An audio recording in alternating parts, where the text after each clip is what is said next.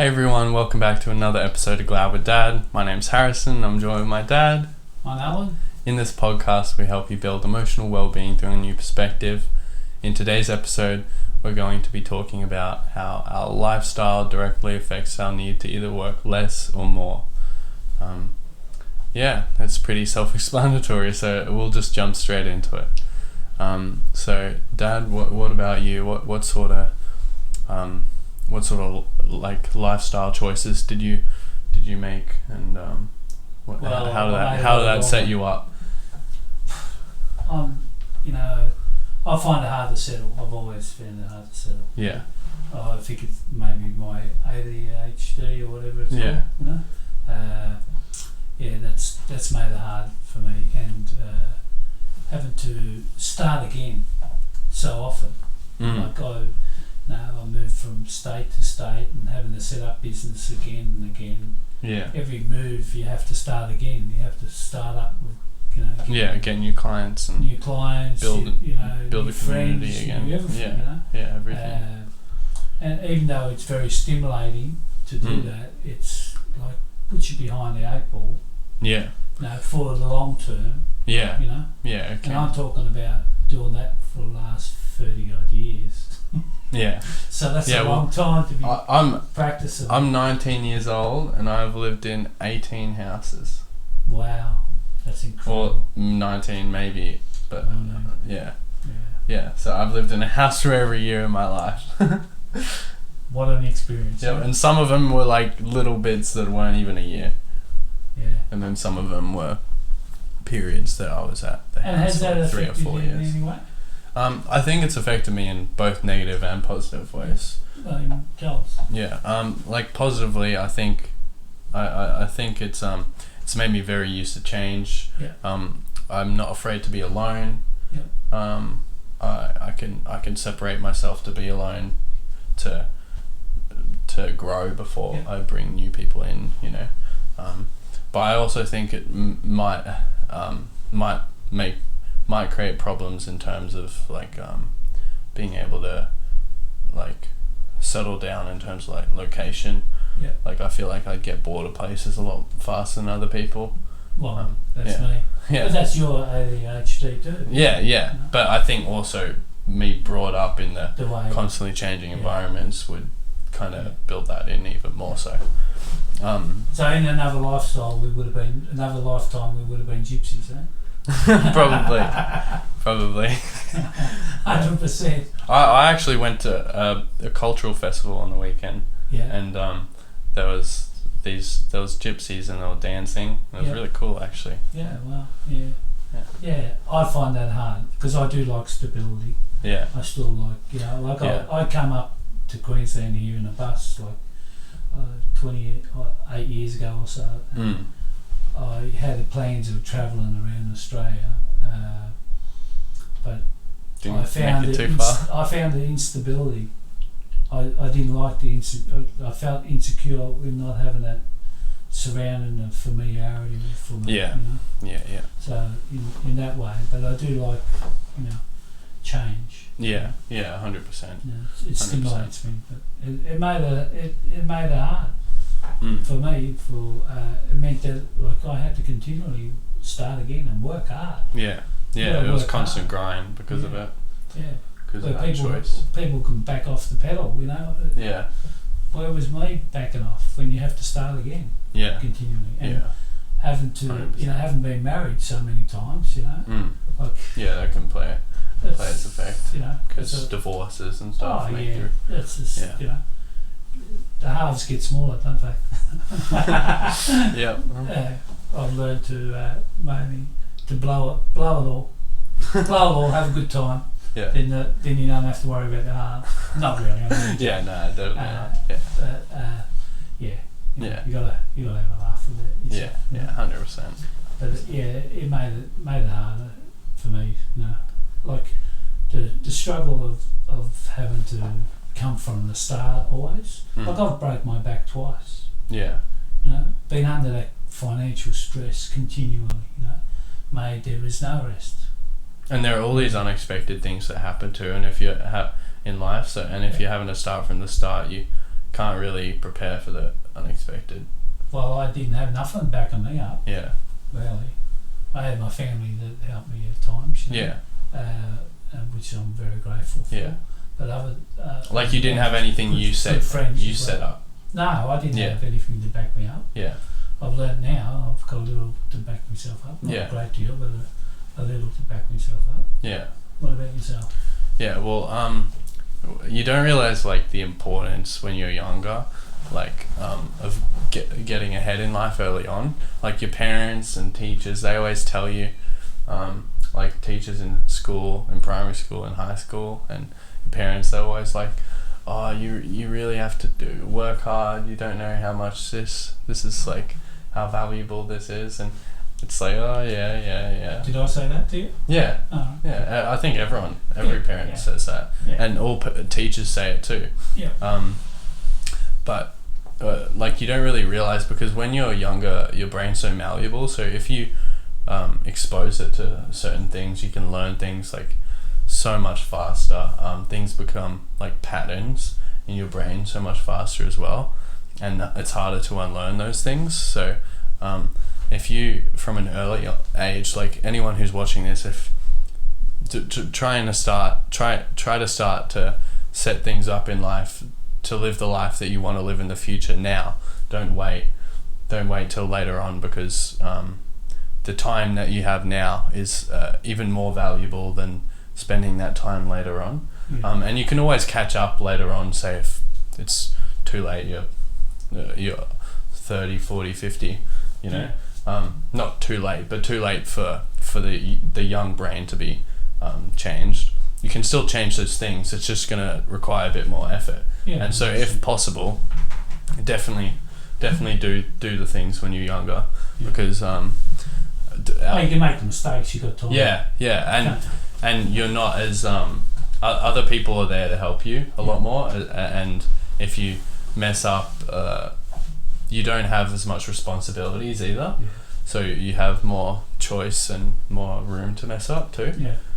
When I was like 15, I started like writing about different things, about about different emotions and stuff like that, and what that did is that kind of set me up for the sort of career that I want to work now. And I had no idea at the time that that's what I was doing, because what happened was I was at a low point in my life, and I ended up going to visit my friend who lived in a different state, and I kind of like removed like a grey filter from my life, and I kind of saw how good life could be.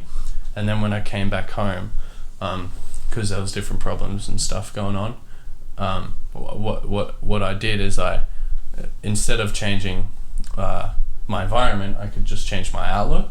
Yep. And so I started to write about those things, and I started to post them online, and other people liked what I was writing, and that kind of set me up to where I am now. And that would have never happened if I didn't start doing that. Wow.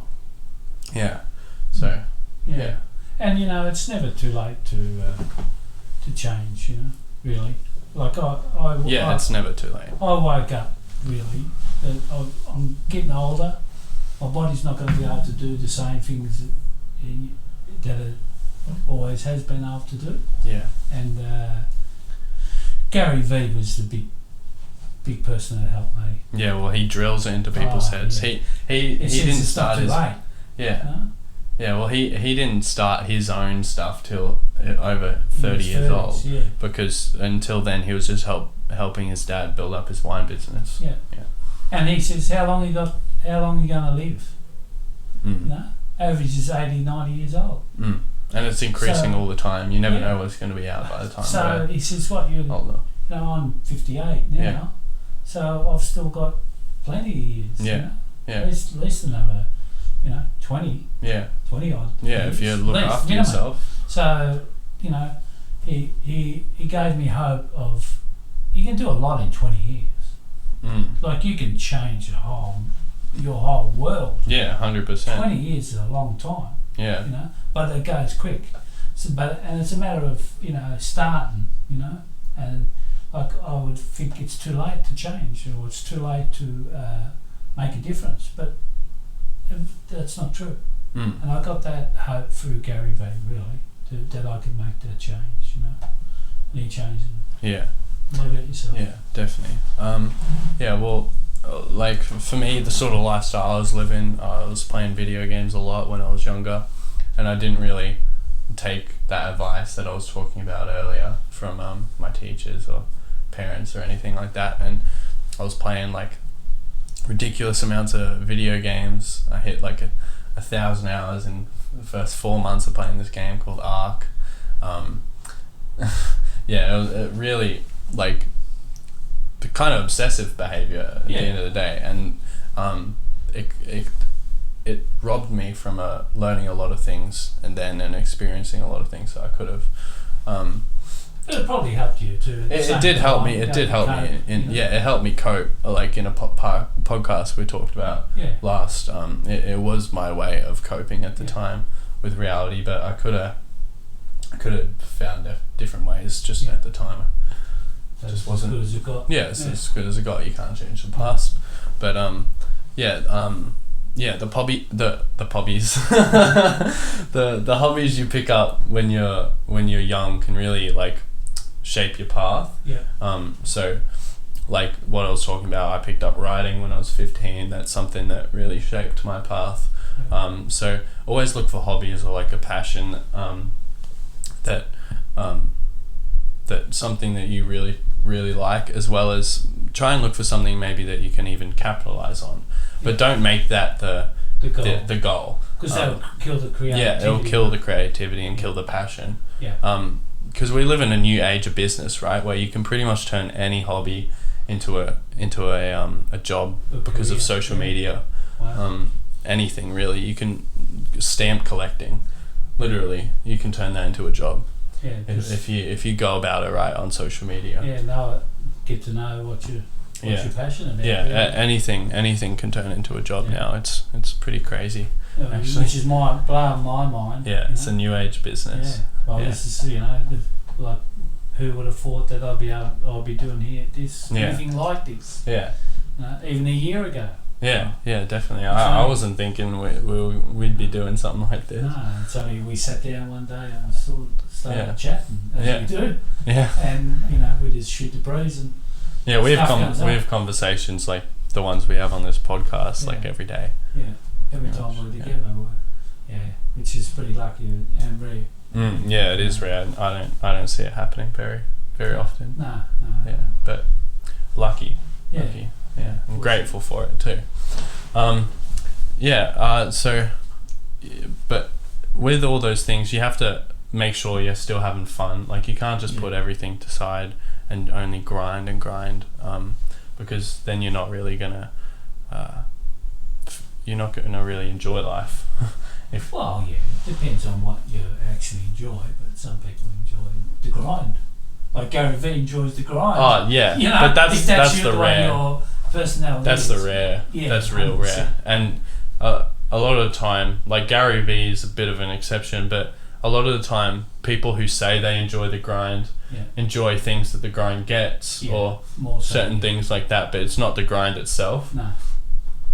Yeah. And it's just because they haven't done that, looking into themselves. That's the thing that they're doing. So to them, that's forefront in their view, so they think that's the thing that they like doing, but it's not the constant grind that they like doing. It's what they can get from the grind. I like selling, for instance. I do like that. Yes, I like to sell. It's just finding the product to sell. For me. 100%. I've had other priorities. I didn't have the time because I'm constantly starting again and again and again. I didn't have that leeway and space to be able to do the grind until it caught up to be able to reap the rewards.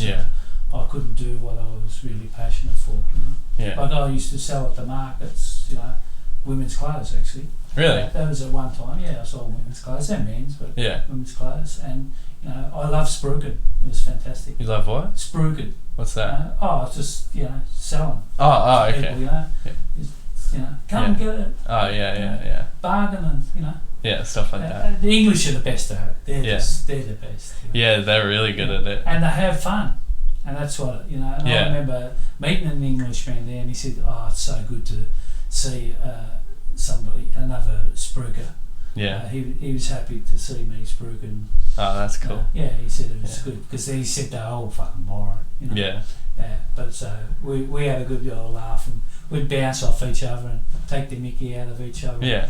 And it would just attract people because of the energy, you know. Yeah, 100%. People feel and we energy just- even we if just they're had not a in ball, tune to you that. know, we had a ball, but it's hard yakka. It's hard yakka. Yeah. So, at markets. Yeah. Yeah, definitely. But I'll try everything. I've just tried so many things in my life. It's Yeah. incredible. Yeah. You know? I've never really given up. Mm. I'll give That's myself that. that's the main thing. If you fall short of your goal might not either.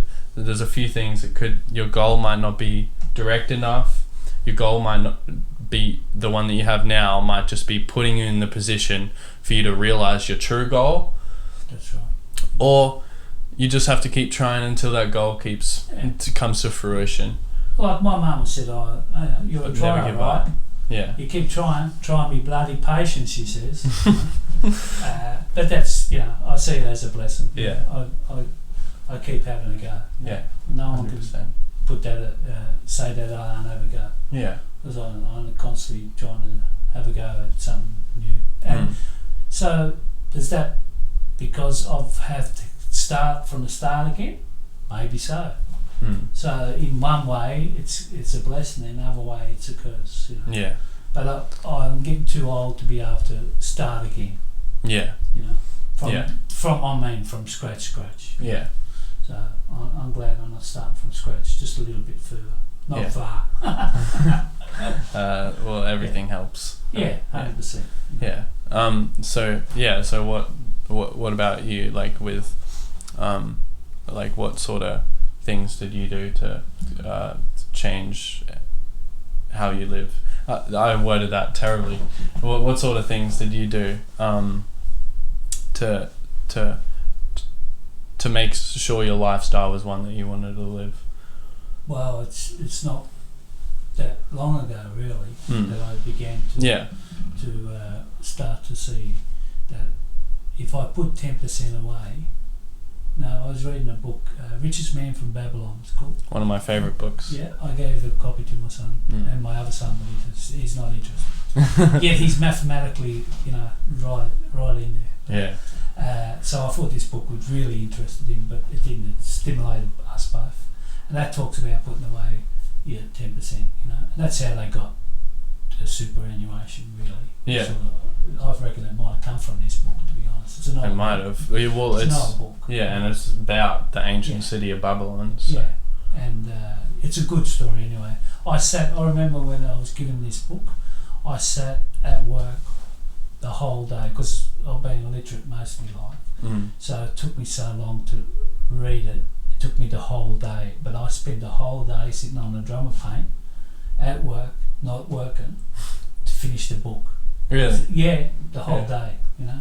And I finished the book, and it's amazing. I get along and I'd practice what it's told me, and then something would happen in my life and they would go out the window and I'd have to start again, and then I would get to a wall and I'd start doing it again, practicing it, and then I'd go again. Yeah. But this time I started doing it in the best I've ever done it, and then I started to invest a little bit in crypto, really. You know? Yeah, crypto. I'm still in that now, so hopefully that could make a change in my life and Going to the see moon. how it goes. It's going to the moon. Going to the moon. That's it. Yeah, well, that's what they say, you know. Yeah. We'll give it a go. What about yourself? Well, there's 3 different choices you can make, right? So, with your job, right? So, you can either work hard, play hard. That's me. I've done most of my life. Yeah. Had a good time. And most of the time, you can enjoy that in the moment, and then you're always regretting or something like that. You pay a price. Yeah, you pay a price. Some people love that lifestyle through and through. That's fair enough. Yeah. The other one is work casually, live comfortably. So you can work casually, just Plod along. Yeah, plod along. That's a good way to say it. Yeah, and then you can live comfortably and just a average life. You know, average in terms of material things and thing like house, stuff like that. And then the third one is you can turn your passion into your job. And personally, that's one that I much rather, and I feel like a lot of people deep down, not everyone, but I feel like a lot of people want that, but they just don't know how to do that. I think that's most of the time that and there's a saying, if you're doing what you love, you never work a day in your life. And it's very true. I don't know who said it, but it's a great quote. You know, and like you said, it's finding ways to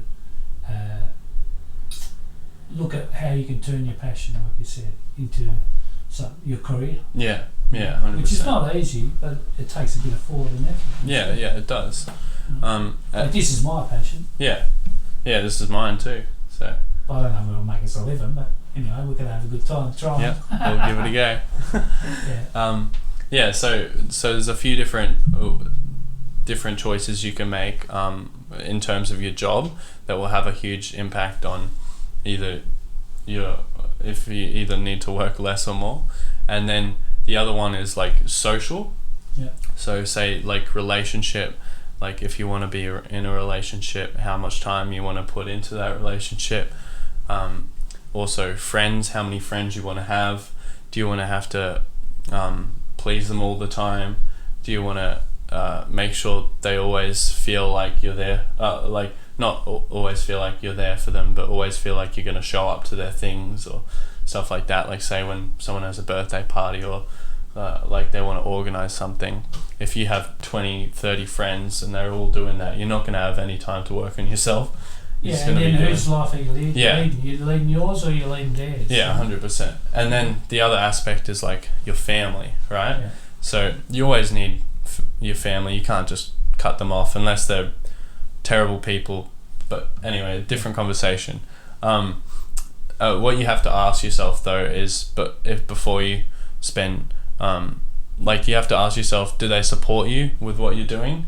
And if they don't, then talking about what you're doing to them all the time isn't a good thing, because they're just going to shut you down, put doubts in your head, things like that.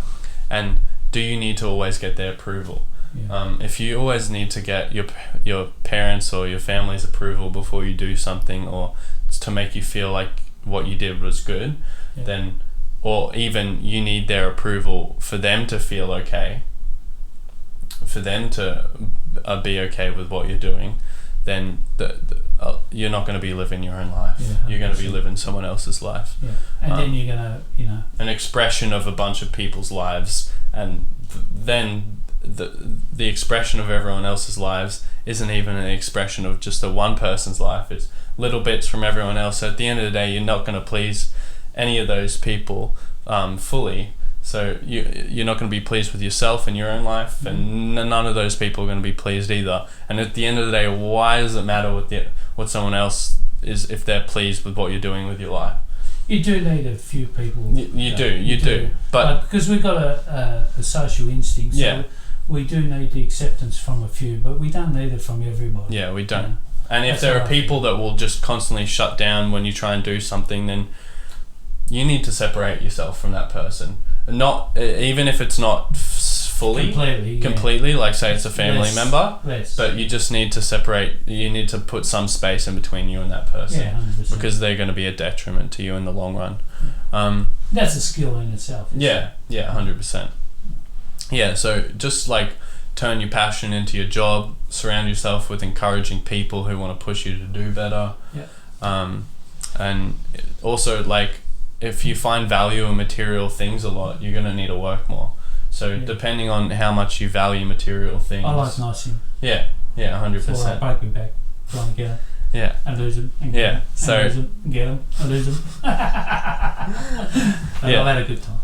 So so that's true. But I think that pretty much sums it all up. So if you got something from this, definitely let us know. Let us know in the comments below, and share this around with anyone who you think this might help, and we'd really appreciate if you liked it and hit subscribe, because we post things like this every week, and we'll see you next week. Until next time. Bye.